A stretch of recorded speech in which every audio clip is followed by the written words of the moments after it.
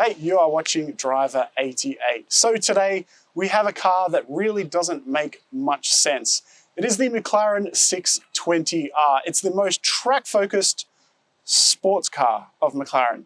And it was built in very, very small numbers, just 225, in which case the one we've got today is number 87. Now I have a bit of a good relationship with sports series with McLarens. I first drove my very first supercar back in 2015, which was a 570S, in which case a few months ago, I purchased one in 2016. So I'm quite familiar with these cars on road and track. So I'm very, very interested to see, is this thing worth it? Should you just get a 765 LT, a 675 LT, or something else? It looks really, really incredible though. So let's have a look around and we'll take it for a drive.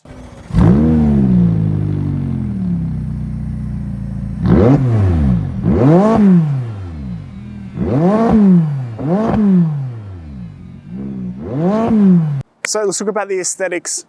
Bear with me. I think this is one of the best sports cars you can buy today without the decals and the pinstripes. Not a big fan of those. This car looks incredibly aggressive and hot, pretty much like essentially a GT4 car for the road. Things that are quite different than the standard 570S. We've got 50 more horsepower and 20 more horsepower than the 600 LT. We've got slightly more torque.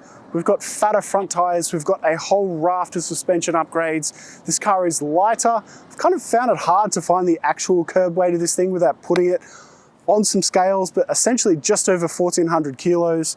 Speaking of kilos, we've got 185 kilos worth of downforce, partly due to this massive, bigger wing at 250 kilometers per hour. That is less than a GT3RS of the same year though.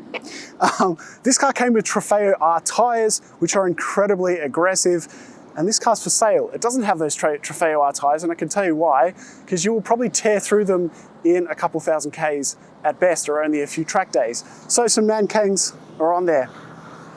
The rear of the car, diffuser looks pretty similar than the standard car, but I just think this car is so hot, and I've missed out on one major thing. $600,000 this was before options in Australia. Australian dollars, don't get too excited. The intake. Now intakes on these 675s and these cars were an enormous cost. So I think, and again, I've tried to find what exact cost it was, but something like 60,000 Australian dollars on top of the car. So over 10% of the value of this car comes into that carbon intake, and you'll hear it when I take it for a drive in a minute. But first, let's turn it on and listen to it.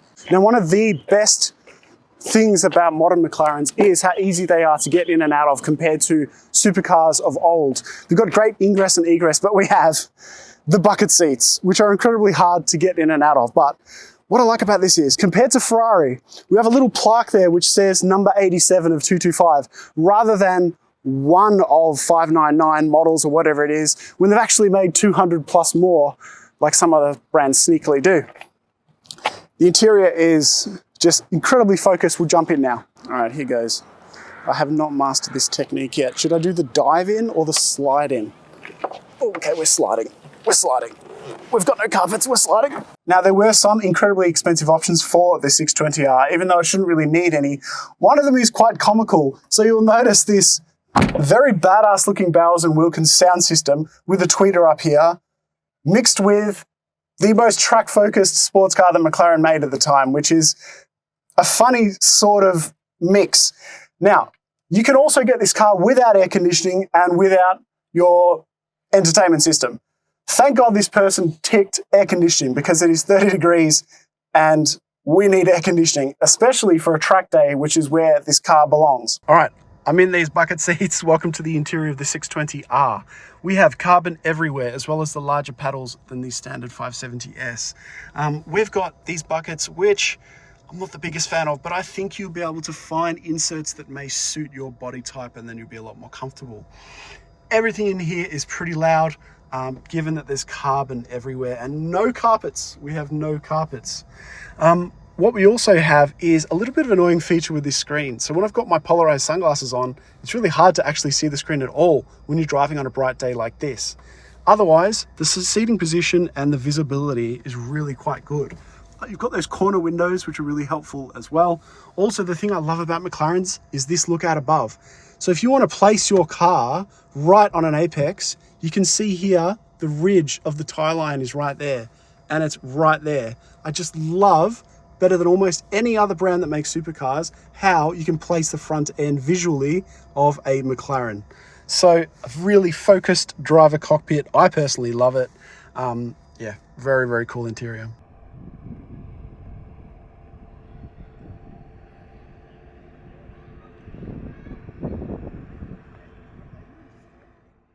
Now this car is incredibly track focused, but even though we have a new snorkel on here from the GT4, we still have enough for an overnight bag. And I think that is still important, which you don't even get on a new 3RS today, to at least have an overnight bag to go to the track, enjoy 2 or 3 days, and then you're able to actually have spare clothes for the next day. It's not as unlivable as you think.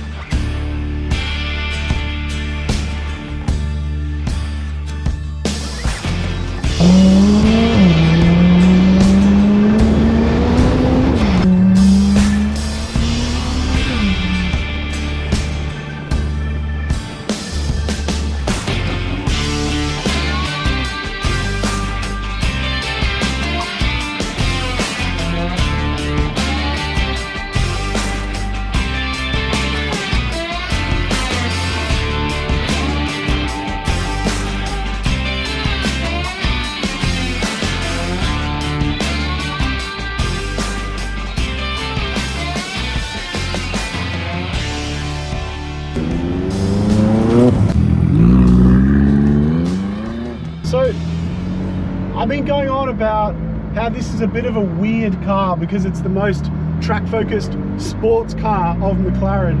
And then when I look at the price, this one's for sale with our friends at Lorbeck. You're looking at $550 thereabouts. What can you get for 550,000 Australian dollars today? You can't actually get a GT3RS anymore.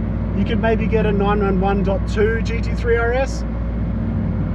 There's elements of this car that I think certain people will prefer more than a GT3RS of this same year, of around 2019 or so. That being the amount of torque for once, and also in some ways the usability. Amazingly, all the other supercars that are new today cost at least $550 plus options on top. So it sits in this kind of no man's land, but I truly think there's going to be lots of people that drive these, and the track experience is going to be enough to sell it to them. Now on your track day, I've always found this with McLarens, even though they have fairly good large cabins, they always get incredibly hot with their dark interiors. So I've got the aircon cranked. It's not the best aircon, but it's not terrible, because today is 30 degrees centigrade.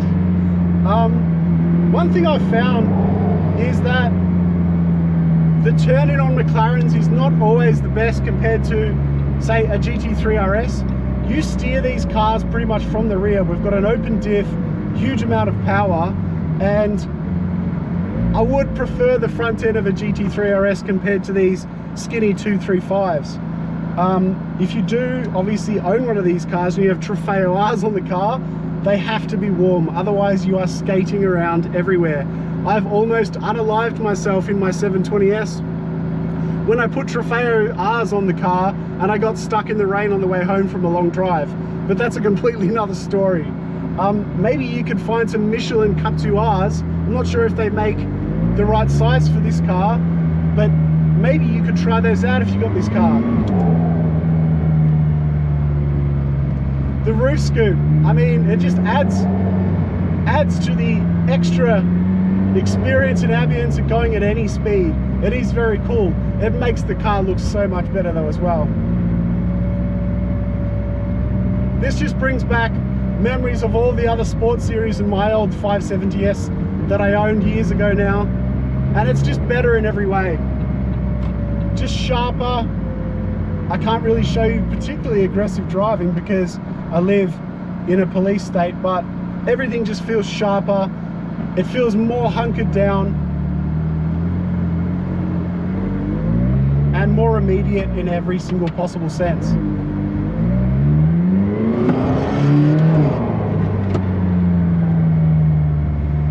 If I could get this with maybe different seats, that would be great. I'm sure you could potentially get different seats for this though if these were too much for you.